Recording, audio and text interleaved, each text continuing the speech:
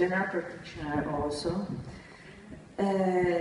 I want to thank you, everyone, because I'm so honored to be here today, talking about this brand new reality in Italy regarding women with BRCA mutation.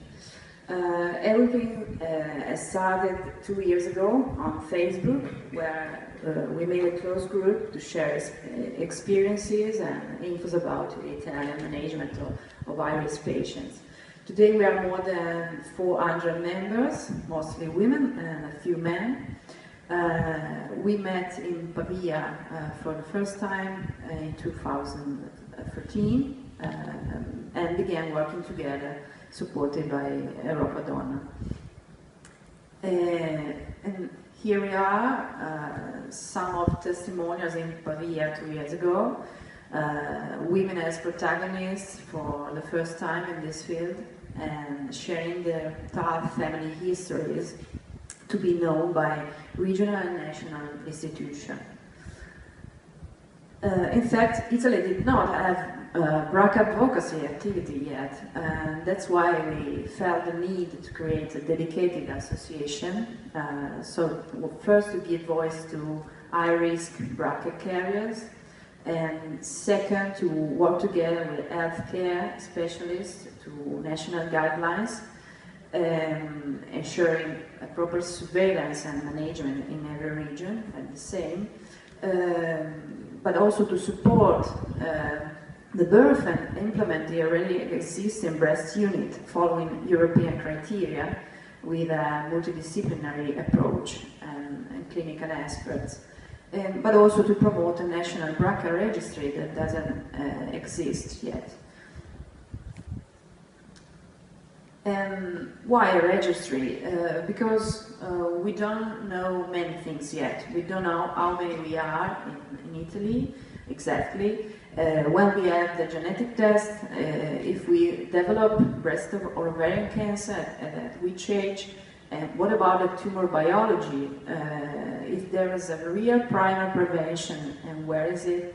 And how many women have chosen prophylactic surgery instead of surveillance, radiological one? Here's the map of 2014 breast units compared with 2015. As you can see, things are going to be better slowly. But now we have our sentinels in every region ready to ask for the best clinical support. Last but not least of our purpose is to provide free diagnostic and laboratory tests for BRCA carriers in every region, now just to Lombardy and Emilia-Romagna.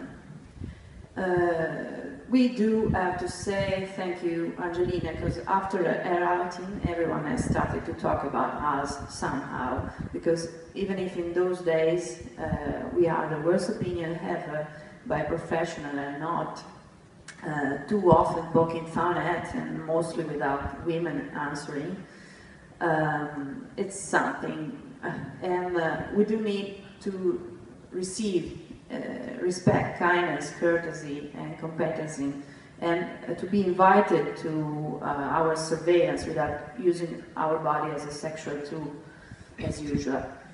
So that's why aBRCAdaBRA, and why we finally had our association and website for the patients. And once we had the association, we could perform an initial study that doesn't claim to be exhaustive. It's not a scientific Lancet study, but it's an initial study inside a group, because we received 90 completed tests with a mean of 42 years old married women with 1 child.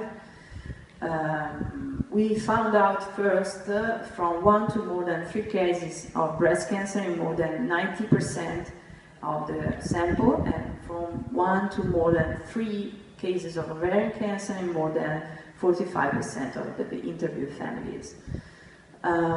And we asked how they know about the genetic test with a prevalence, as you can see, of immediate professional and family proposal.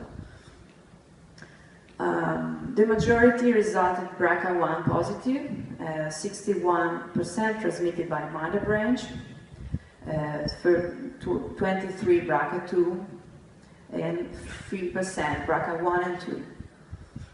The majority complained later alerts about the test and thought that if done in advance, someone of their family could have prevented the disease. In fact, 73% of the sample has already developed breast or ovarian cancer. That is a lot. What about the tumor biology of the breast? There was, in our champion, 50% triple negative, 13 already with a recurrence, and 40 at stage 4. What about the median age of prophylactic mastectomy was 36 years old, 39.5 years old for oophorectomy, speaking about the health group. Instead, the median age of cancer spreading in the disease group was 39 years old for breast cancer and 57 years old for ovarian one. What after genetic test? Among healthy women who chose primary prevention, 40% have chosen prophylactic mastectomy and 30 prophylactic oophorectomy to reduce breast cancer risk.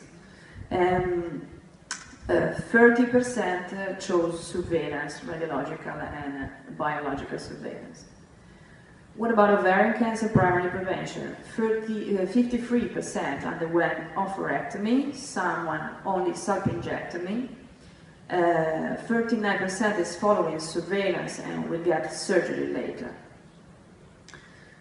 So, drawing to a close, we moved the first little step as an association, as an onlus, with the first working group in March 2015 in Milan, and here is our first video link.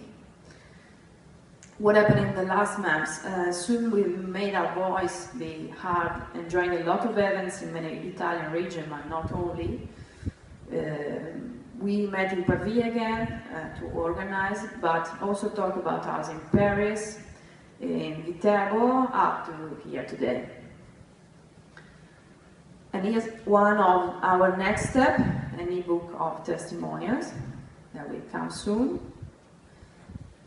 So, drawing to a close for real, we wanted to thank you very much for your attention, for the invitation of Prof. Benedetto, because it was a great opportunity to talk about us today. Yeah, thank you very much.